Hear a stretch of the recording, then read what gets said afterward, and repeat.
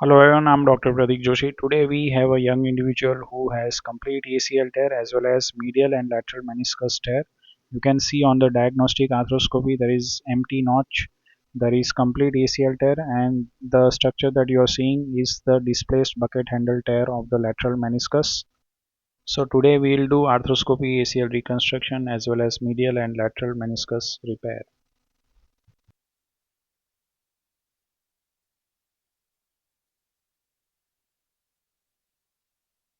Now we are going to reduce the torn bucket handle lateral meniscus tear gradually by keeping the knee in the figure of 4 position and then gradually pushing the displaced meniscus with the arthroscopic probe. And now you can see that the meniscus is completely reduced.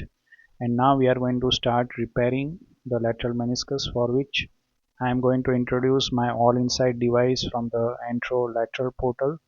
I am viewing from the anteromedial portal, and now I'm going to take bite from the superior aspect of the meniscus, piercing the posterior capsule.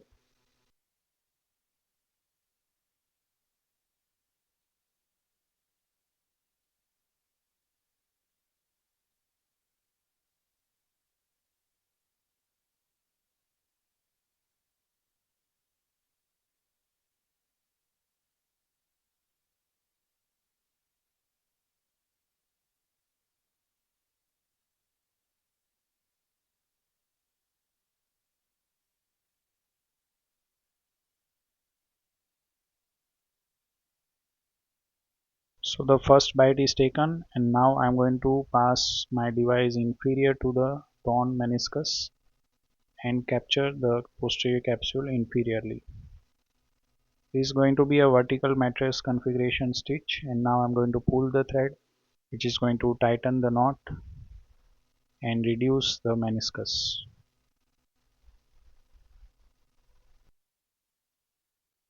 And we are going to cut the thread, and this is going to complete our first stitch. This meniscus requires another 2 stitches.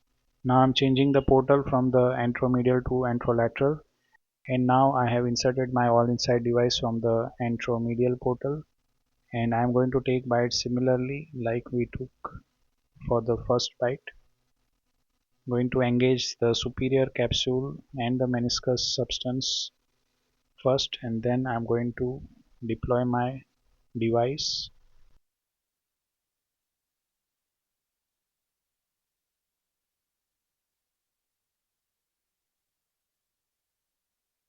And now I'm going to pass my device inferior to the meniscus, and then I'm going to deploy my all inside device. Once I'm done with that, I'm going to pull the thread, which is going to tighten the knot and reduce the meniscus.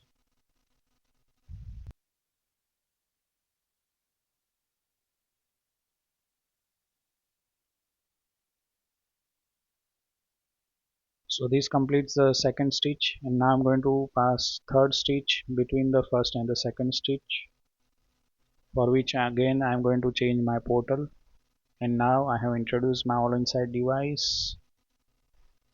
In between the first and the second stitch, I have deployed my first implant, and now I am going to pass another device inferior to the meniscus.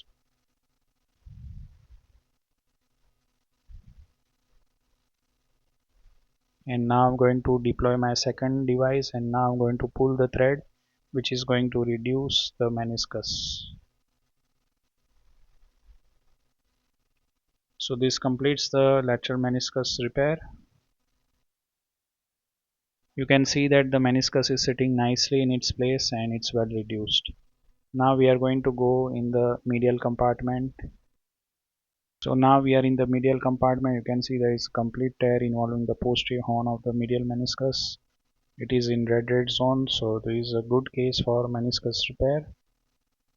So we should always repair this kind of meniscus, and this is going to preserve the joint and prevent early occurrence of knee osteoarthritis.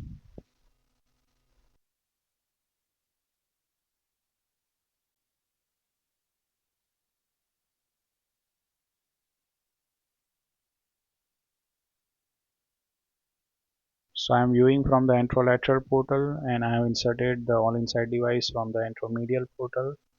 I'm going to take bite superior to the meniscus first and deploy the first implant. Then I'm going to take another bite inferior to the meniscus and then deploy the second implant.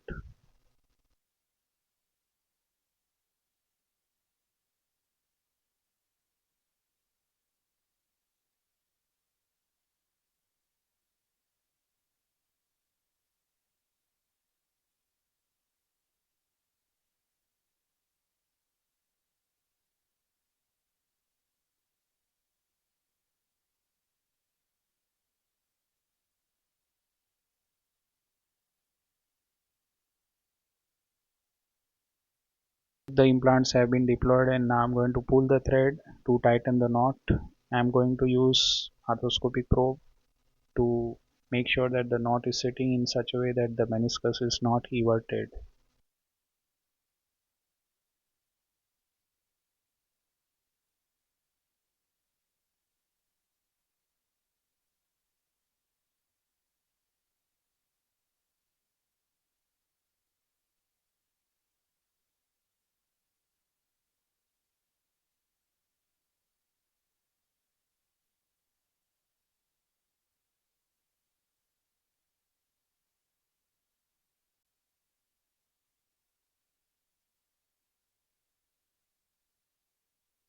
So this completes the first stitch. Now I'm going to change my portal and I'm going to introduce my arthroscopic all inside meniscus repair device from the anterolateral portal. First bite has been taken and now the second bite is being taken inferior to the meniscus.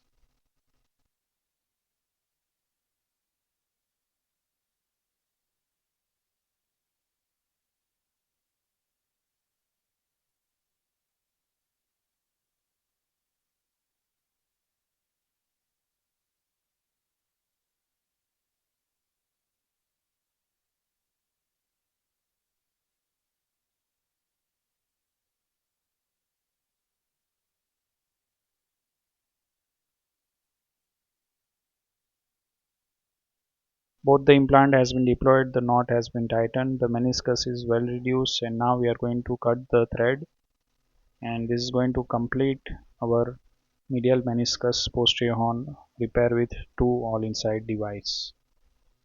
So you can see that the meniscus is nicely sitting, well reduced, so is going to have good healing potential.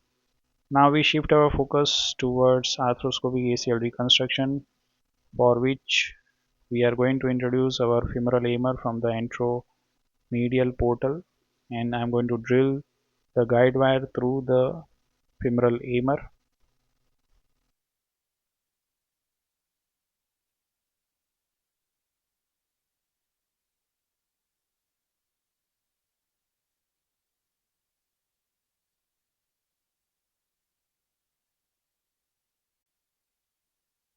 Guide wire is drilled and now I am drilling with the end of a button drill bit over the guide wire.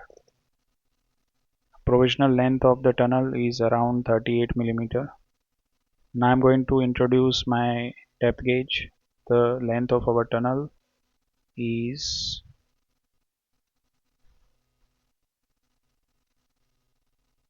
38 millimeter.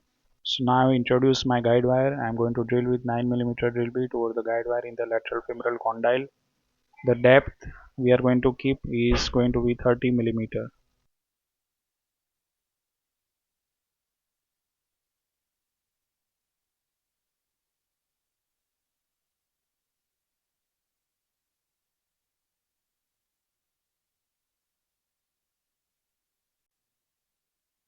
Femoral tunnel is prepared and now you can see the tunnel directly and you can see there is no blowout.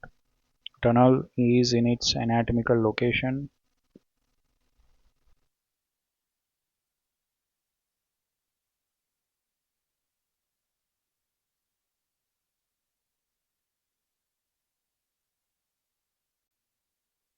Now we are going to use ACL tibial jig to drill the guide wire through the tibia for the tibial tunnel. I'm keeping the jig in such a way that the guide wire exits in the ACL stump and it should be just medial and posterior to the entry horn of the lateral meniscus.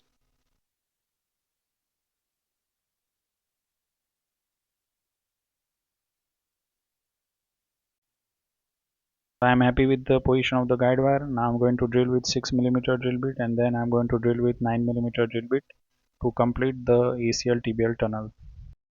Now I'm going to pass my ACL graft from the tibial tunnel to the femoral tunnel while attached to the endo button, and then I'm going to fix my graft with the 10 into 30 mm interference screw. So this is the final picture of the ACL graft.